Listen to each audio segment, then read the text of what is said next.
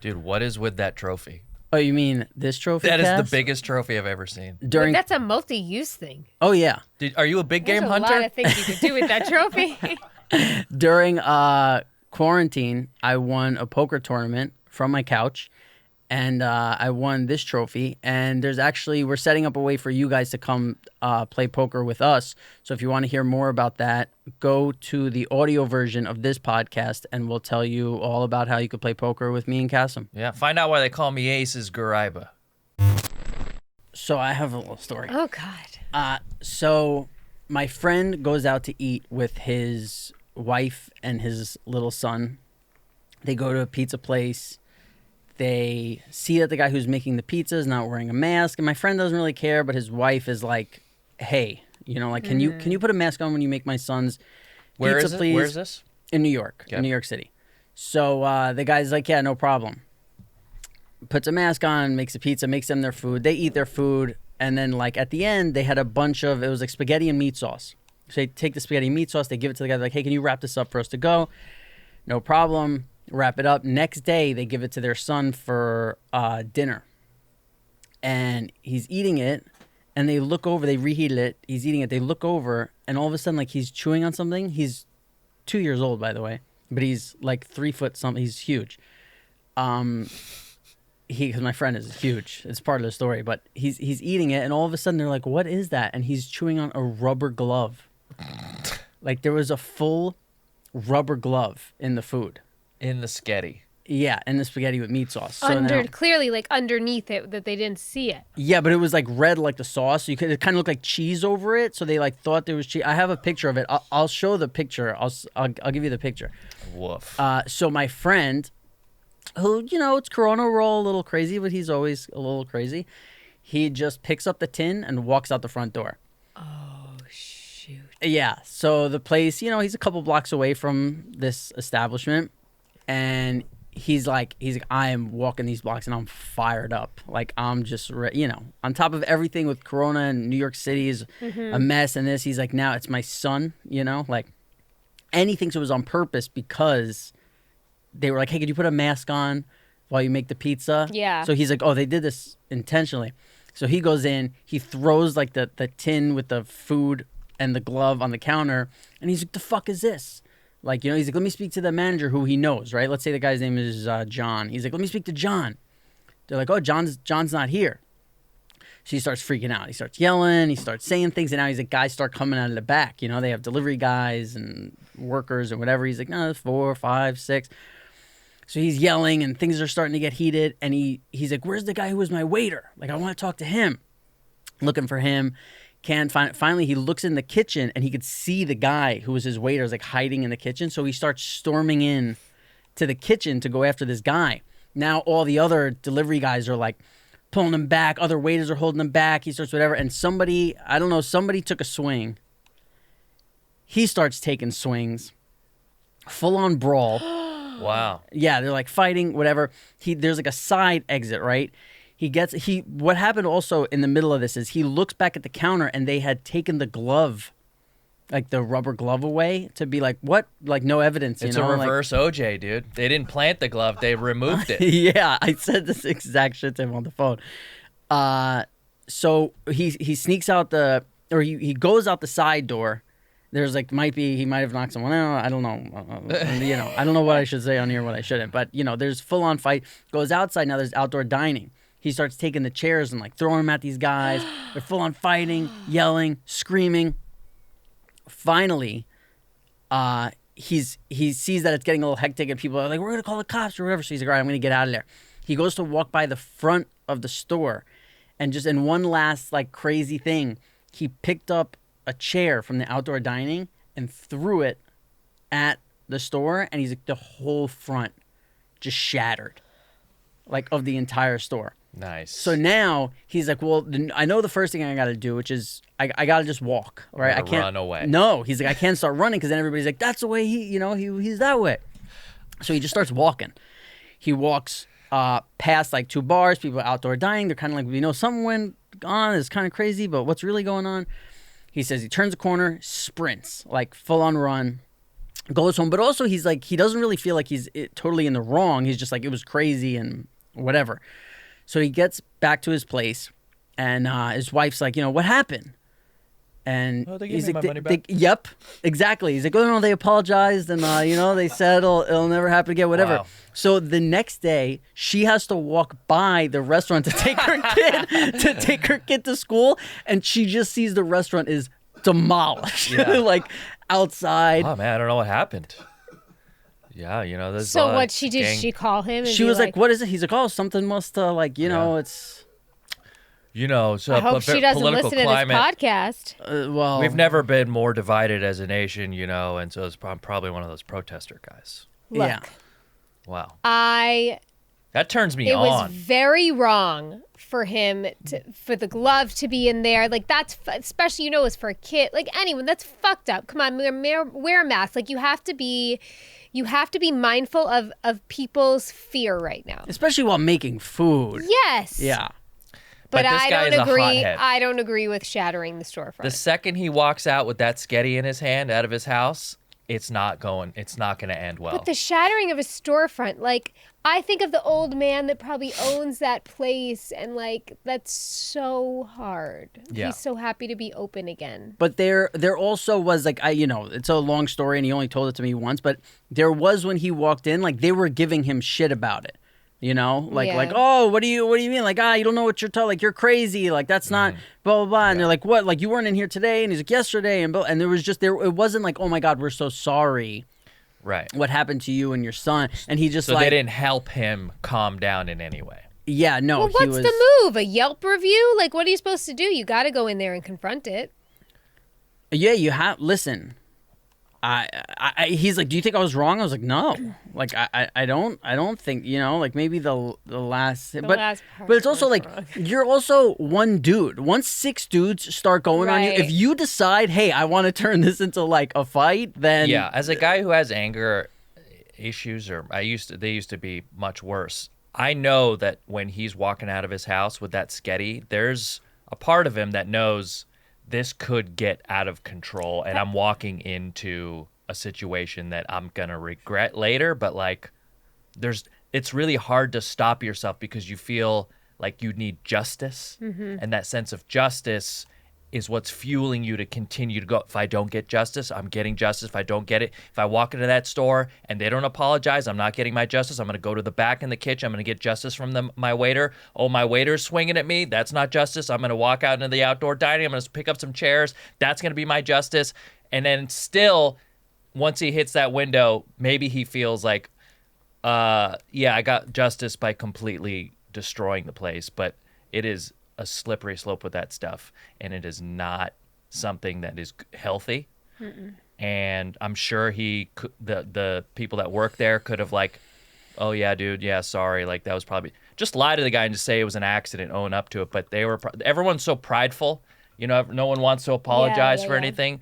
And if you've got an anger problem, that's the last thing you want to do to somebody with an anger problem, is just like kind of placate them, and patronize them. And so I feel for the dude. As somebody who used to be this walk out with the spaghetti in my hand guy. Really? Yeah. Have you ever been in a brawl?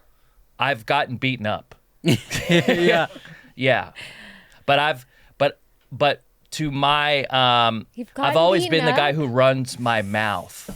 Like, and I've always skated on the line of like, I've always managed to I've gotten out of way more, by just talking and like, all right, yeah, like my way of fighting was like, I'm going to insult you to the point where I embarrass you. Couple of those I've been beat up for. But most of the time, and I deserved it, but most of the time my anger got ahead of me, and then like there's a point where like I would just start shaking and I lose complete control. Yeah. Everything goes red. Everything out of my mouth is out of 10. There's a point where it stopped being like, oh, I'm being sarcastic and kind of like an asshole, but like I'm in control. And then when I cross over into the red, my body shakes and like my voice sometimes cracks when it's just like complete. It's a fucking mess. And if you want to date Kasim, that's askpajamapants@gmail.com. Pajama. Thank you. Finally, I've been waiting for one. When you're getting beaten up, is there at a certain point you go like numb and you just stop feeling everything? Or do you feel every hit? Well, I don't know why I'm asking I this. go numb. You do? Yeah, but it's You've gotten beaten up? I think your Jamie, are you kidding me? No. Your adrenaline's keeping That you hurts from the my heart. pain in that moment. But like Right. you hurt like an hour, 2 hours after, Right. way worse. Right. But like I remember this big, thick dude in high school. His name was Tony, and I just kept egging him on because everyone fucking hated this dude, and he was so annoying, and he was giving me shit about how I didn't want to buy a bowling ball. This is the stupidest. We bowled. We like to go bowling, and With Tony? and Tony was just he came along because he was part of the group, but Tony wanted me to buy a bowling ball, and I was like, no, I'm just gonna use the house balls, and he got so mad that I wouldn't buy a bowling ball, and then I kept coming up and weeks and weeks, and just like, yeah, you wouldn't buy one, you're a pussy, and you don't like. I don't know why this particular issue was so offensive to him, but one day I brought it up and I said something, and it was like, all our friends were like, ooh. I'm like, yeah, you're the guy. You know, I forget what it was, but it was a dig, and it insulted him, and he was embarrassed. And then he just came at me. And this is a dude that outweighed me by like double. Yeah. And he was thick, and he just was wailing on me. And I curled up into a ball on my friend's bed, and I just felt thuds on the back of my head. But like I was kind of laughing during it because you do weird. You react weirdly when things like that are happening, you know, and I was like laughing because it was like, oh, I can't believe this is fucking happening. Like, oh my God, can you believe I'm getting beat up right now? You know, it's like one of those things. And then my friends are trying to hold him back, and he just like throws them off and just comes back for some more. And then he eventually stopped. He's like, you done?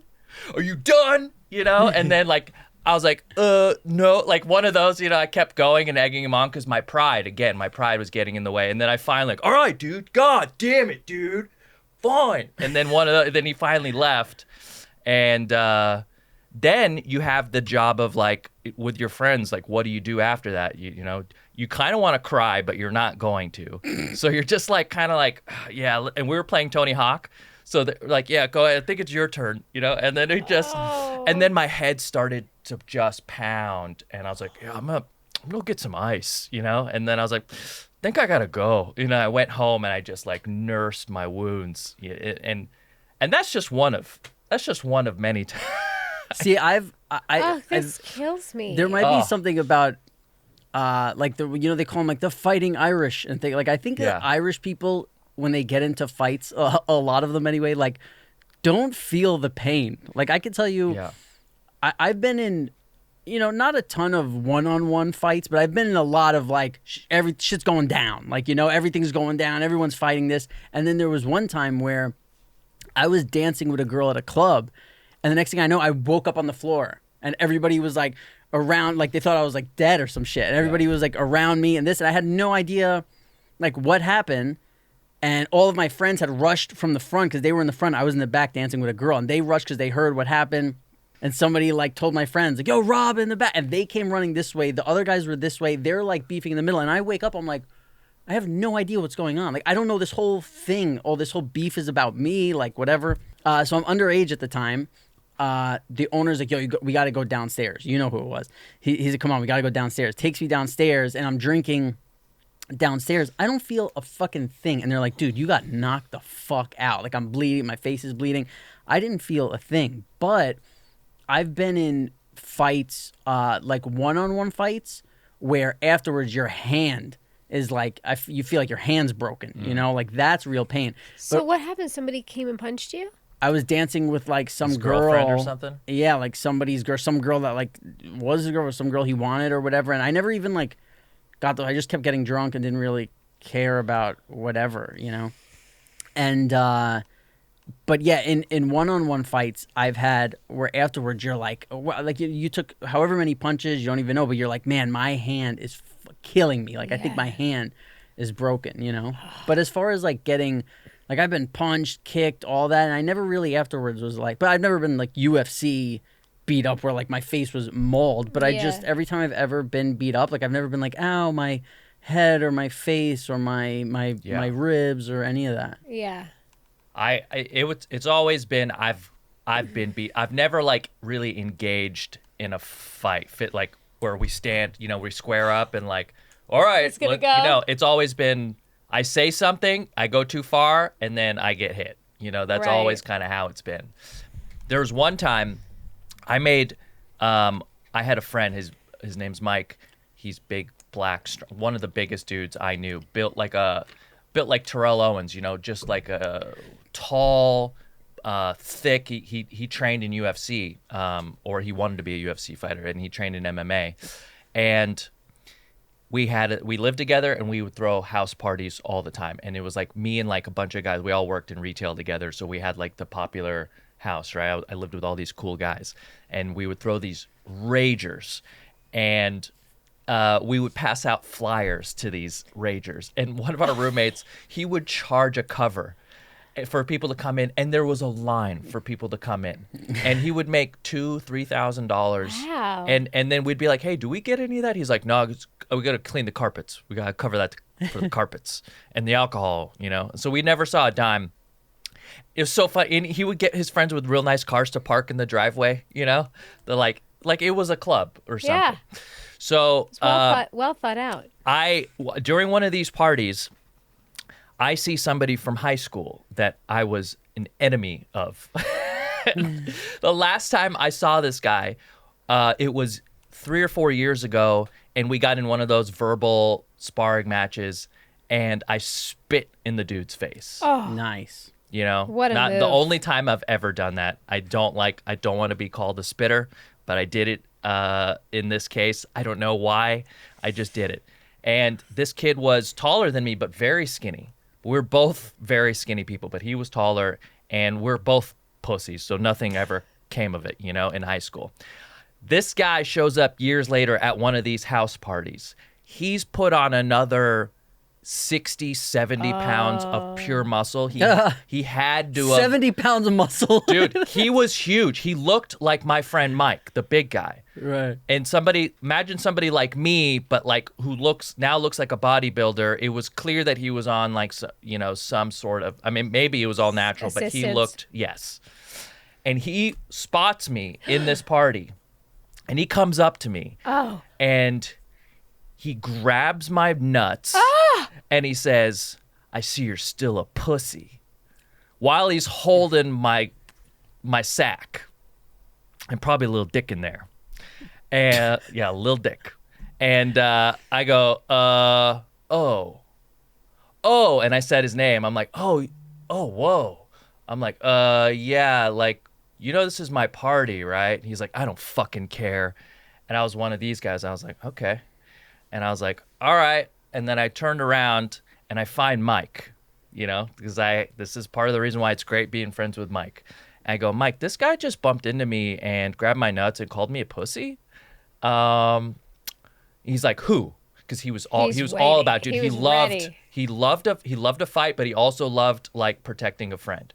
And he was like, who? I'm like, oh, that guy over there. He's like, go bump into him. I was like, just bump into him? He's like, yeah, go bump into him. I'm like, all right.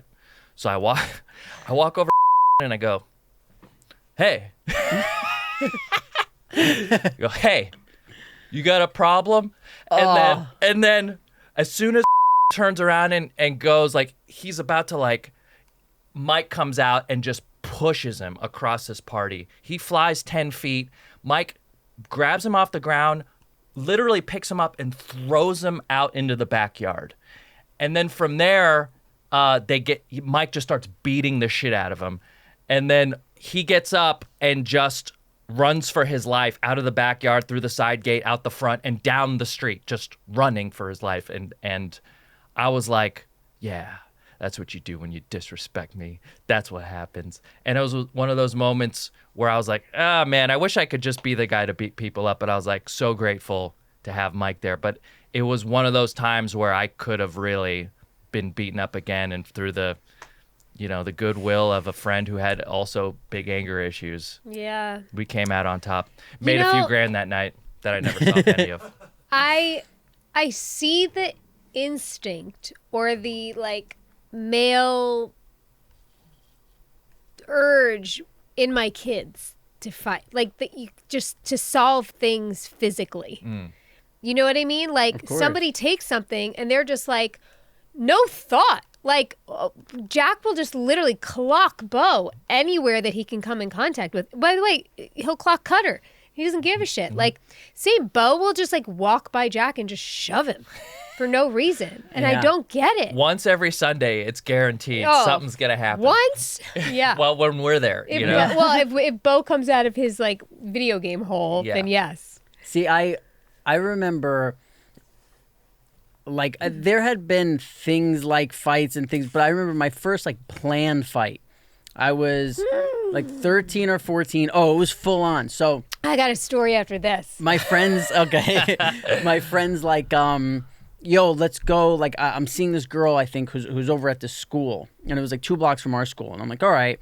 And we were fucking punks, you know? Like, we're, like, 13 or 14. We're, like, smoking weed and whatever.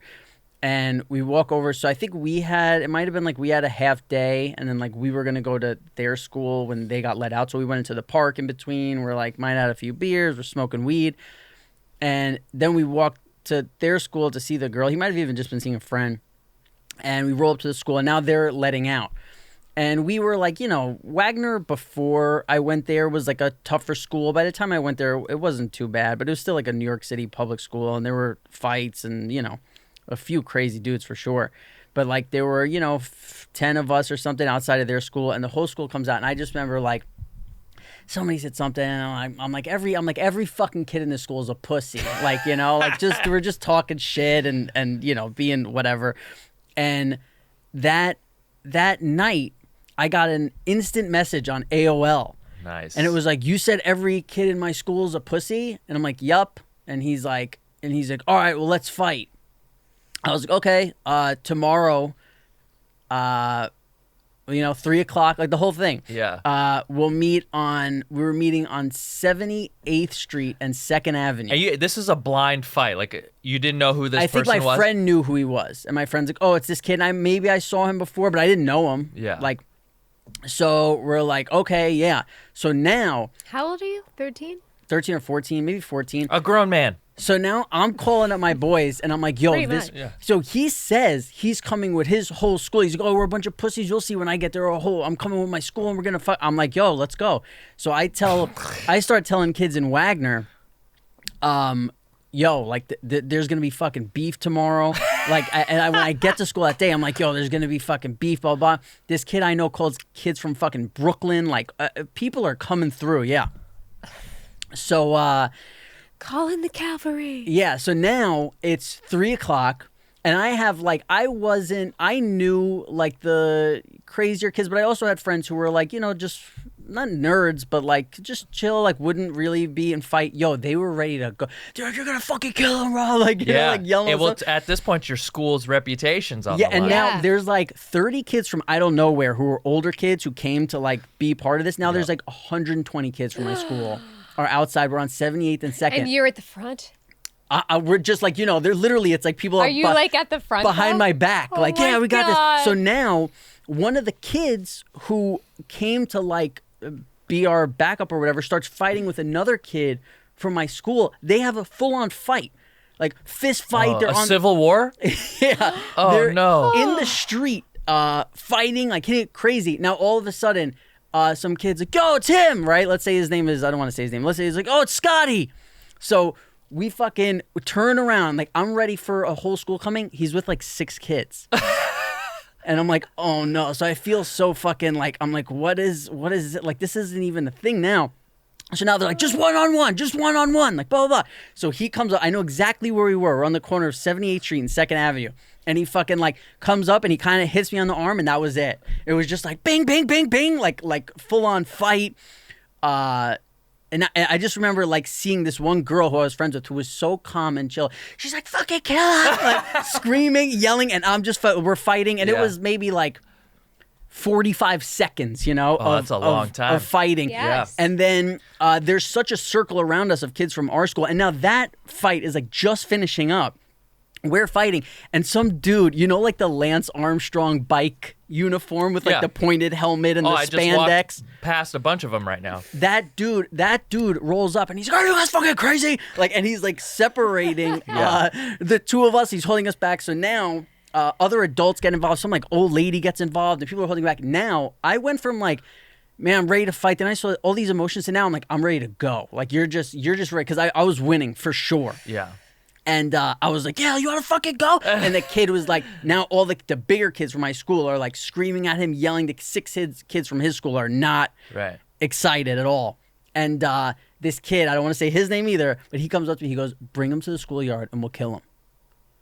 Like, that's what he said to me. And I'm fucking, my adrenaline's going, and my fucking, you know, my friends who, like, I had friends who were also, like, on the honor roll. And, like, those kids were like, let's get the fuck out of here. Right. Like, you know, we could go to this kid's house. Yeah. Who lives a block away or whatever. And I remember like going to, it was actually 77th and 2nd. He was on 78th and 2nd. And yeah, I remember that was crazy. And it was like, bring him to the school. We'll chop him up. We'll eat him. Yeah, and it was like the victory, We'll you know, like boy. the like back at the apartment. It was like, yeah, you fucking die. And then the next day somebody was like, yo, he said like, you didn't win the fight, and instantly I went to like fake news, dude. AOL Instant Messenger. I'm like, dude, I'm like, you want to fucking go? Like, you want to fight again? This, and the kid was like, no, like just like straight up not. I remember being like, man. yeah, I'm such nice. a tough 13-year-old, you know? It's like, ugh. Damn. Dude, that's. Yeah, and then I saw one. We should get all fights. Did your rep go up in the school? You know, did people look at you differently? Did that girl go like, "Hey, like that's Rob"? Like, nah, Robbie. like I was, you know, it was still like whatever. You know, I think it was probably like right before Sopranos came out. You know, too. Yeah, I was like thinking 13. that. Yeah. Oh man. That's the kid that almost killed that guy. Oh, we got a guess, Jamie-Lynn. Well, we get situated. I think a thing that nobody should be fighting about is wearing a mask. And it is proven that it will protect you and others. And we know where you can find affordable, reusable masks that you won't hate putting on. They are comfortable and stylish, breathable, affordable, upcycled t-shirt material. You can wash them. They are eco-friendly. They are the best, only ones we wear, handmade in the US of A, in Los Angeles. So now, when you go check out their website at braddock.usa.com, you will see they already have great prices, but for a limited time, they are offering an additional 20% off with promo code PJPants.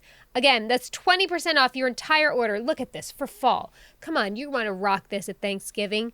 That's 20% off your entire order with promo code PJPants at BRADDOCKUSA.com, BraddockUSA.com with promo code PJPants. Braddock with those double D's. Yes. But listen, if you guys are ever going to be in a guest and you're traveling on a podcast or something, you need a good VPN. Oh, not just any VPN. ExpressVPN. ExpressVPN. You guys, we do our research here at Pajama Pants, and we can say with full confidence that ExpressVPN is the best VPN on the market, and here's why. First off, sorry, I would just want to jump in. Yeah, here's why. Well, I have a problem when I'm like surfing in incognito mode on my computer. That's still the web browser still tracks my information, and there's stuff I'm looking at that I don't need tracked. That's and right. ExpressVPN does not sell your information to third parties. Yes, they developed a technology called Trusted Server that makes it impossible for any servers to log any of your info. And secondly, ExpressVPN is fast. Yeah. It's so fast. You have zero lag. You can stream HD quality videos. You guys, protect yourself with the VPN that we use and trust. So go to expressvpn.com/pajama today to get an extra 3 months free on a 1-year package. That's expressvpn.com/pajama. One more time. That's expressvpn.com/pajama to learn more. Support the people, support the show. There Ron, he is. is that how let's Am I better? Yes. All right. I'm like sitting in my server room. So now if I don't have good Wi-Fi here, I'm screwed. So what I was saying is you're one of my best friends, one of my favorite people on earth.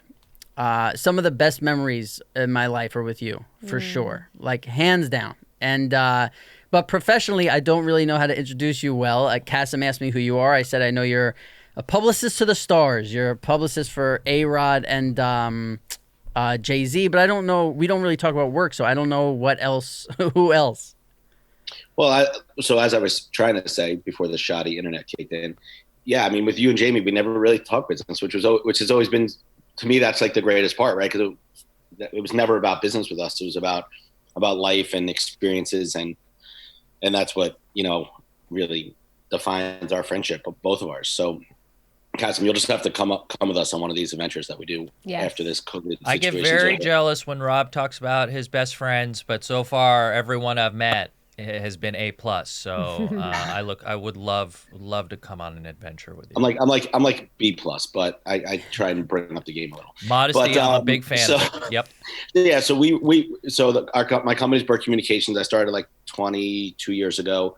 We represent, different people from A-Rod to Jay-Z to Rock Nation to we represent the country of Israel for tourism to lots of hotels, Puma, Body Armor, Cheesecake Factory, some big brands like that. So some fun stuff. I didn't know you do the Cheesecake Factory. Me either. That's the biggest name you've said. I've never seen the Cheesecake Factory. No. And I love it. And it's actually sometimes like reason possible for divorce for me because Cutter says it gives him heartburn. And that doesn't make sense how an entire restaurant can give you heartburn. Like he literally says everything. And to me, there's like nothing better than the Cheesecake Factory. Yeah, we're going to have to send you some, we'll have to send you some stuff. That's easy. Please. That's like the easy stuff. Great. The buffalo bites from there are some of the best thing in the world. This is all the cherry free. Cheesecake. Look at this. The cherry cheesecake. You need to send one over for a Sunday. The Caesar salad is great. Perfect. I took notes. I took 15 notes for you to come on this podcast, and I just realized we have had so many crazy times that I didn't put our Atlantic City trips even in the list. So me and Ron would go to a bar to watch like a Yankee game. And we'd start, if the Yankee game was on at 7, we'd meet at like 3 to start drinking. By 7, now 8, 9, we're watching the game, and he would be like, "Hey, if the Yankees win," because did you rep Borgata?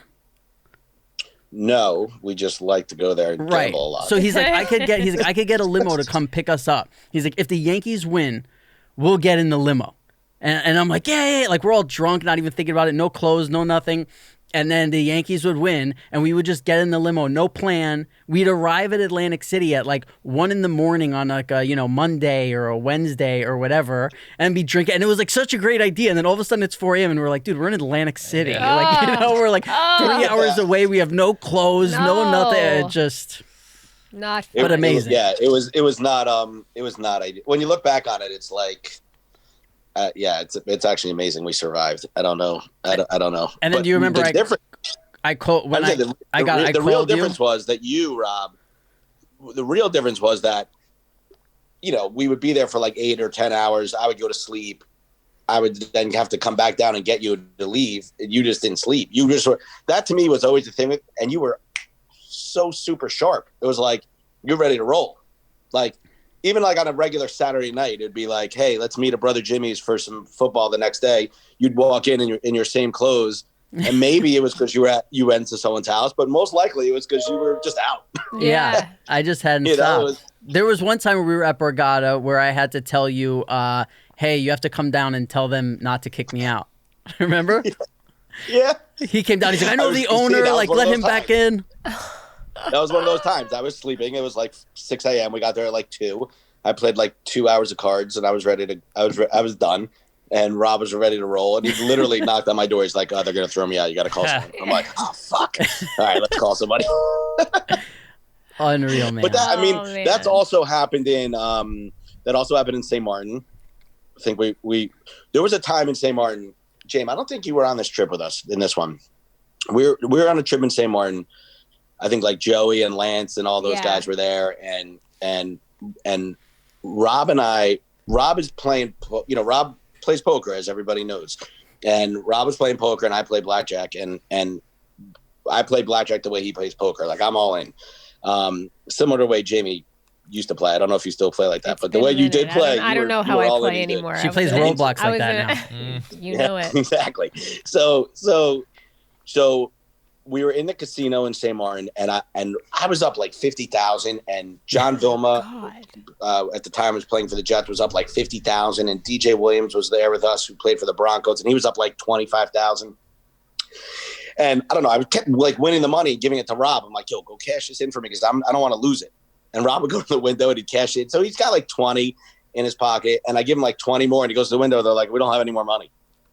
Do you remember that, Rob? Of course. I'm like, this is like the biggest casino on the island. I'm like, what the fuck do you mean they don't have any more money? Now we got 2 linebackers, NFL linebackers that are ready to tear down the place. Uh-oh. We got Rob who's going bananas, and we got me. It's a bad situation. And it ended up, they literally did not have the money. They had to wire us the money, all of us, our money, like the next day. Because what happened was one of the guys owed Ron $5,000, and he's like, "Oh, I don't have the $5,000 on me, but I have $5,000 in casino chips." And Ron took the $5,000 chip, took it to the casino, and turned it into like $50,000. While we were all, and by the way, the whole reason he would get flown out there is because he was a publicist to a nightclub, and the nightclub was on top of the casino. So we would go there to party. There would be 30 of us, like beautiful girls, unlimited drinks, and me and him 20 minutes in would be like, "Yo, you ready to go?" And we would sneak down into the casino, and it was like, 15 people from the island, all like 60 years old, smoking. The casino was just like. Is this the one you took me to when we went? It Yes. was right near the sushi place. Yes. They Okay. just don't have the infrastructure for some high rollers, it sounds like. No. And what Wait, about? let me tell you, they what the funny thing is that, and this was this is probably like 10, 12 years ago in St. Martin, but St. Bart's was still like, crazy big, and as it is today. And all the high rollers would go to St. Bart's, not to St. Martin, but they would take their boats over to St. Martin and go to the casinos, or it's a big strip club island. And evidently also a big Sopranos island, because everything's named after the Sopranos. It's so weird. It's so weird. There's a Bada Bing and a Sopranos restaurant. It's Really? and the Sopranos In piano bar St. where Martin. literally no one's saying Tiny Dancer like Rob. That's the truth. Yeah. I'm sad. There's On a video. piano, literally laying on a piano. Yeah. There was. Listen, that's what you miss. You do have video footage of that? Yeah, I feel like we should make a I, trip. you know what? I do have. We I might have do. some footage. I'm going to send it to you. And I just want What? to tell our listeners out there, like, who are probably like, "Oh, these fucking rich people." We didn't have the money to be going to St. Bart's, and that we would be in St. Yes. Bart's in our fucking hoodies and being loud, and the rich people would be looking at us like who let the trash in? Like, Yeah. we would just be we would be drunk by like noon, having a. Do you remember the time where we went to leave the casino and you had won money, and the guy said you had to give him a fee? Really? Yes, Cavallari was with us, and she started to cry. And you remember what I did? I went She was nuts. so afraid. Yeah, she was so afraid. The guy wanted like $1, and we had some security. We were good. But that was another guy. But then there was a time where a guy really was trying to get money off of you, and I went crazy. Yes, no, I do. Yeah. That time, I'm telling you, we probably went to St. Martin 10 times in 3 years, maybe in 2 years. Well, it's so easy And it from was- New York. And it was all free. It was work for me, but it was all free for everyone. And our job was literally, at the time, it shifted. It started with the nightclub, but then the tourism bureau hired us because they wanted us to bring influencers down. This is like when there were no influencers, Yeah, right? I when mean, there it was was like no the beginning of Instagram. influencers. So it was like, okay, I'm like, all my friends would love to come down. Let's go. And we would just fly down there. And for anyone that knows about Rob, he's not like the best flyer. No. You know, We've talked about Yeah. that. He doesn't like flying. he doesn't really like to get He on the used plane. to- Hence, you know, I So- do appreciate that I was part of his like OCD. OCD, that he had to text me before a flight took off. It didn't matter if I answered, but he had to somehow get in touch with me before. This is it. Yeah. Jamie, this is No, it. I would 50-50. sometimes like wake up in LA and see a text from Rob that was like, "Hi, Jamie-Lynn, getting on a plane, love you." No, I'll tell you, Rob, I remember a conversation you and I had once, and the few times that we ever did talk business, and this wasn't like a business thing, you and I, it was just more like you asking me advice, was, I don't remember the show. Was it, it was something in Hawaii, Yeah, I don't want to say what show it is, but I know what you're talking about, yeah. but you got an offer, and you're like, it sounds really cool. Like, I think I want to do it. And then you're like, but the flight's like 12 hours. And I'm like, yeah, so it's Hawaii, man. You go, you'll be in Hawaii for like a month. And you're like, it's the flight, the anxiety. And now I've flown with you at this point like 1,000 times. And like the more I started to think about it, I'm like, yeah, that's going to be a miserable flight. That 12-hour flight will be like 90 hours in your mind. I'm like, you can't do it. I agree. Yeah. It was like So one of those. what But happened? that's how like how much anxiety you had flying. I remember, and then that's why you would go somewhere, and you Just like we would. stay. You know how many times we left him in St. Martin?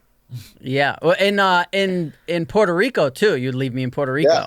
Yeah. One of my favorites was I was in Miami for New Year's, which I did pretty much like 4 or 5 years in a row. and it was like December 30th, and it was like 1 o'clock in the afternoon, and Rob, I think, was still partying from the 29th. I was And at Applebee's in Times Square because it was the only place open. Oh, okay. So that's where he is. And we're texting, and I'm like, I wish you were in Miami. Come. 7 p.m. So that was like a 1. At 7 p.m., he calls me. He's landed in Miami. He put just like clean socks and underwear in a bag and flew to Miami. Yeah.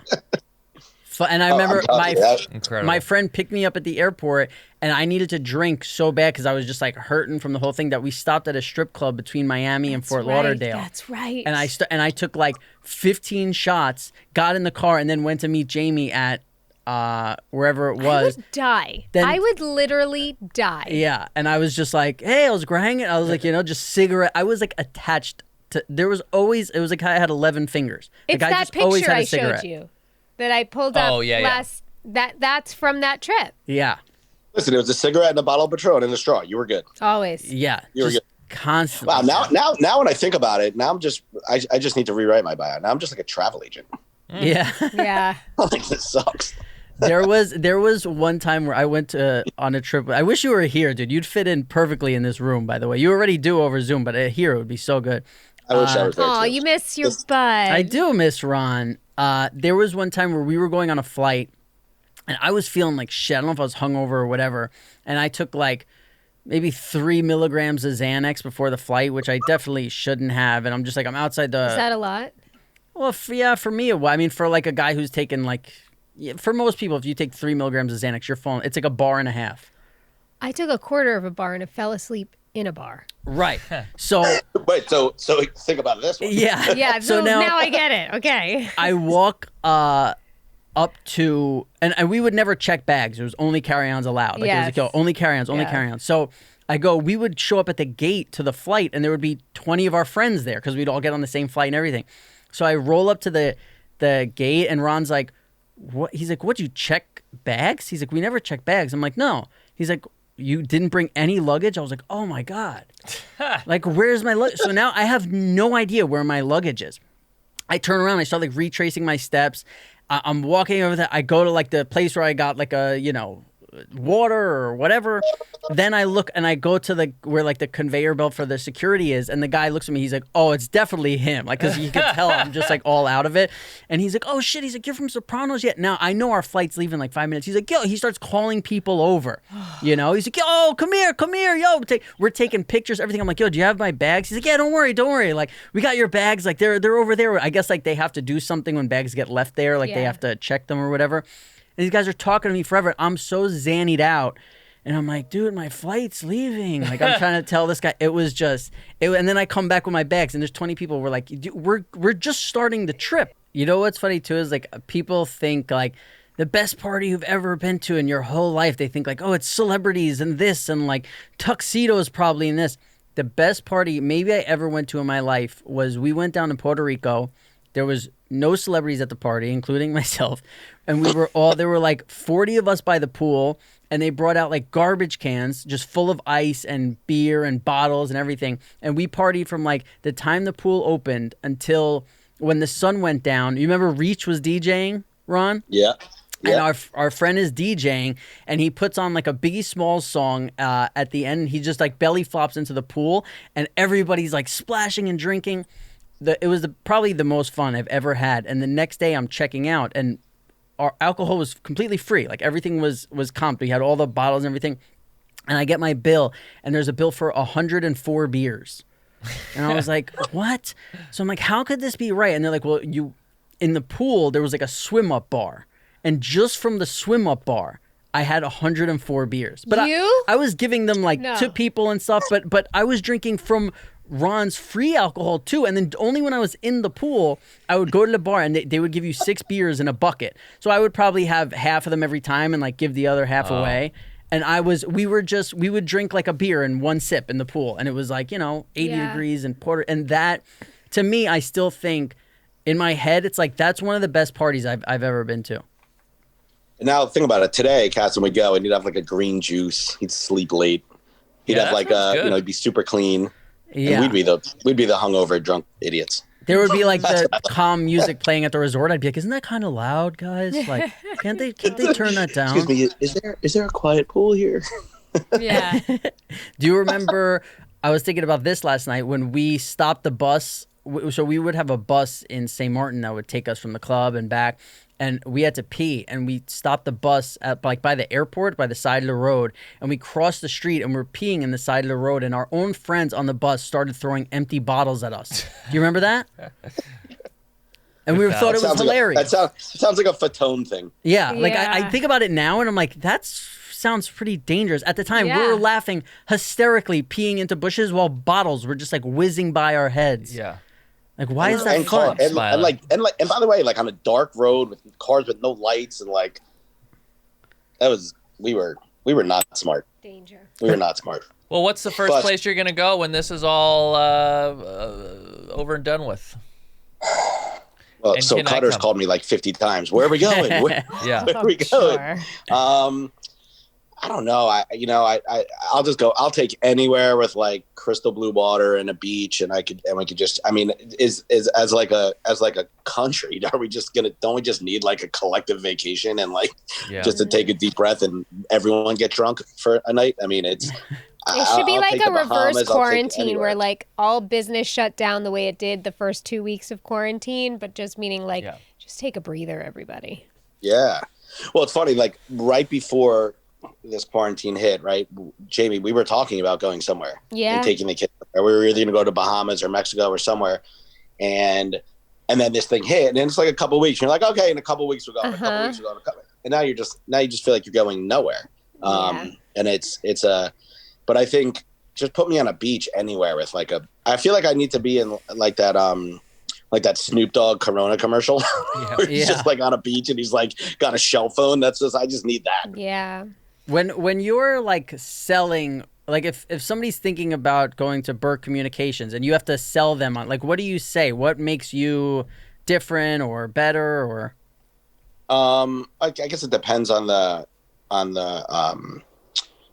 client, but you know, if it's crisis, I point to someone like Alex Rodriguez, who we've worked for 7-8 years and helped, build, to where he is today. And if it's travel, I point to that kind of stuff, if it, Israel is a great place to look at.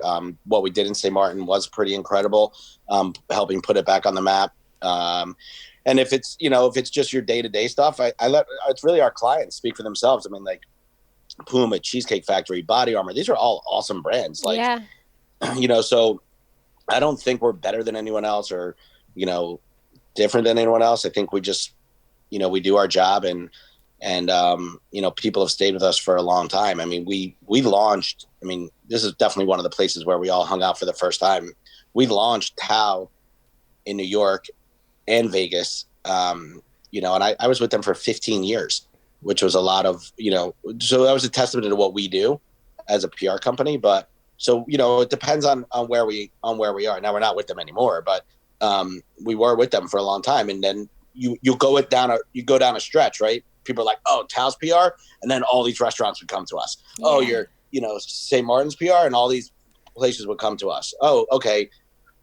Puma, Body Armor, we represent the NFL for their social justice and initiatives, which are obviously super important today. Yes. And then other leagues came to us, like MLS, the soccer league came to us, and different. So being able to like marry those together and take our clients and put them together, I think is the thing we do the best. Jamie, you'll be psyched. We signed barbecueguys.com. Do you know that company? No. I don't know if that's where you guys got your smoker from, but like literally like it's like the place to build an outdoor kitchen. Amazing. So like when you're building outdoor kitchens, your barbecue, your smokers, whatever, they were just bought by a big hedge fund and kind of rolling out their second phase, and we're working on them. So for like all of my friends now, I could send them stuff, right? Well, they want influencers. We got a house in Austin, right? Yeah, I heard. So we're gonna have to you can work with Cutter on that house. Cutter's all about the barbecue area now. He's like, I got this, Jamie. I got the outside area. I'm like, all right, dude. Listen, I started to hear I started to hear from Rob first on like your Sundays where it was like, hey man, Cutter's not so bad on the meat with the grill and whatever. And then like all of a sudden Cutter started jumping in like, bro, you got to try this first. You take Ron, you got to smoke the meat. Yeah. And then you put it on the barbecue. If you don't smoke the meat first, and I'm like, who the fuck are you? All right, he's been doing it 4 weeks. Relax. Oh, it's been great. But like honestly, I was very impressed when we had ribs. Like, he has the special gloves, and like when I watching him like pull out the bone, it was like smooth. Jamie got horny. Yeah. I did. She was digging. Dude, I want to ask you, and like all the successful people who come on here who own their own business, what do you think is the biggest mistake people make when they're doing job interviews, when they're going for job interviews? Maybe help out our listeners out there. I like that. Well, the biggest mistake people make, I think, always is, say, so tell me one thing that you're not good at, and the person will be like, oh, I'm great at everything. Why would you say I'm bad at something? Yeah. No, like what's one thing you can improve on? And I think people are so afraid to like be self-deprecating a little bit. It's like, oh, let's just make it up. I think I'm a people person. In PR, you want to be a people person, right? You want to be able to tell stories. You want to be able to do those things. I think I'm a people person, or I could do this or that, but I'm not like the best writer. Okay, that's cool. You don't have to write press releases for me. I don't care. But don't say you're the best writer, and then when you write the press release for this podcast, then it sucks, and I have to rewrite it. So that, to me, is the most important thing. Don't be afraid to be honest. And I think, when I see someone that comes into my office and we interview them and they're a little bit self-deprecating, it shows a lot of humility to a person. And that's the kind of person you want on your team. Yeah. Someone that can. Sounds like I'm your man. Do you have an LA office? Or is it? We do have an LA office. Yeah. Great. You want to, after COVID, you can come check it out. Castle's got a crisis coming down the line. Yeah, I've got to start bringing in some cash. So I can have my own crisis, and then you can hire me to manage my own crisis. Oh. Yeah. That'd be a first. We could just build the crisis, right? We could just create it. Yeah. I mean, that's happened before plenty of times. I can name a million times where it's not really. That's like the Kim Kardashian. Oh no, my sex tape. Get your name out there. Oh my God. What is it be? What will it be? Oh, I don't know. I think it'll have to revolve around how big. Like my penis was so big it choked a woman, And then like, oh God, you guys, how did this footage get out there? Like, oh shit, how am I? We're only going to a certain sector of news media for that. So sure, we really want to go big. Yeah. It's got to be that, or like I could only save 29 out of the 30 kids in a school bus. Like I lifted it. God, yeah, it's gonna be good. Maybe I'll save the kids with my penis. Or how about an email leaks of you turning Jamie down?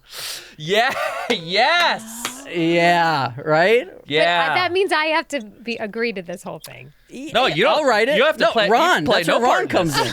You play a lot of parts, Jamie. We can do this one without you. Okay. Yeah. Jamie, it's a two-sided crisis. Where do I benefit in this? Where do I benefit in this? More people be listening to Pajama Your stock Pants. goes down. Yeah, it's not fair. Listen, our only job right now is to get more people coming up to the podcast, more people listening. That's the goal. You're right. So sometimes you got to take one for the team. One of my favorite Ron stories is Ron. It's a quick one. Ron, we went to go watch the Yankees win the World Series, which was the greatest thing ever. Like, we were going nuts. We were drunk before we even got to the game. The whole game, we're drinking, screaming. And by the way, we had really good seats. And again, when you're around people who can afford those seats, like, everyone was looking at us like we were nuts. We're like, the Yankees just won the fucking World Series. Like, me and him would watch every game every night. Like 7 o'clock, we're watching every Yankee game, texting each other about it, whatever. We're here. This is like our night of the year. And there are people who are like looking at their phones and stuff. We're like, what the fuck is going on? So now afterwards, we go to a bar. We're there, and Ron was like, man, I want pizza, and we're with some people who are like, yeah, we want pizza. He's like, I know what to do. So Joe's is our favorite pizza place in New York. He calls up Joe's Pizza. He's like, hey, listen, man, we got the entire Yankee team here, and they just won the World Series, and all they want is Joe's Pizza. The guy was like, we'll be right there. Like, Dude shows up in a taxi cab, just holding however many, like 5 or 6 pies. Ron pays the guy. We walk in, and now we're eating pizza at the bar. It was Dude, cool. incredible, and it was like, by the I'm way, pretty sure it was just us, not the Yankees. yeah, there was not a single Yankee there. That's the whole point of the story. There was not one. It was like me, him, Right, it and was 10 just random us. people, and then by the way, like on a weeknight probably, and yeah, we just wanted food, and it was like 1:30 in the morning, and Ron's like, I know what to do. And then we ended up in a limo to AC, and then again, it was just like a revolving thing like that. It was bad. It was bad stuff. It was so good though. You're like a fixer. No, You're like a It was Yes. I'm Yeah. telling you, I'm going to send you guys some photos because you need to see some of these photos. They were. I mean, like I said, Jamie, you were there for a lot of these. We got to throw them up on the gram. Yeah. Yeah, there's a picture of me. They're so good. Like he was saying, where I just have a bottle of Patron and a straw, and I'm at a bar. Like I'm just at a regular. It's just never enough, you know? No. Where can people find you, Ron? They can find me Twitter, Ron Burke 1. They can find me at burkecommunications.com, and my Instagram's pretty private, but it's Ron Burke 1. They could look there too. Well, thanks. It was great meeting you, So and I happy look to see forward to. you. I want to hit that crystal blue water with you one day. No, we're listen, you're in. We're going. Hell yeah. Yes. I was A little PJ pants I'll trip. kick two of my Chris favorite Rock people, out. now 3 of my favorite people. Yeah. So you guys, we're doing it for sure, and we just got to get rid of this COVID thing, and I'm working on it, dude. And then we're there. You pick the place, Customer. You pick the place, and we'll You go. got it. Yeah, I got a whole list of places. I mean, like I said, Jamie and Rob and I have been around the world. Even Jamie went to Israel, although I didn't go on that trip. But That was so great. but I'm gonna be an we'll go idiot and wherever- probably pick wherever like you are. sandals or somewhere like this. Yeah, go to hedonism. Club Med. Yeah. with the heart hot the tub. hard pull, Yeah. yeah. Oh, we got to get a picture of that for Instagram. Me and Cass in the hard hot tub. Oh hell yeah. Yes, Romance. That would be Cute. that says listeners come Yes. here now. That could be Come the on. scandal. Jamie's in the hot. I could tell Jamie has to pee. Jamie's got to You pee. know me so well. Right? Yes. I could feel it. I could Her feel by eyes your turn yellow. posture. I'm like, okay. All right, Ron. fine. Thanks so much. All right, love you guys. Ron. Love you guys. Thank you. Stay Ron. safe. I love you, buddy. Say hi to your wife, Lori, and your kids. Yeah, and say just hi to thank everybody. you. You got it. Thank you so much You for got coming it. on. We can't wait to have you in person here. Yes, absolutely.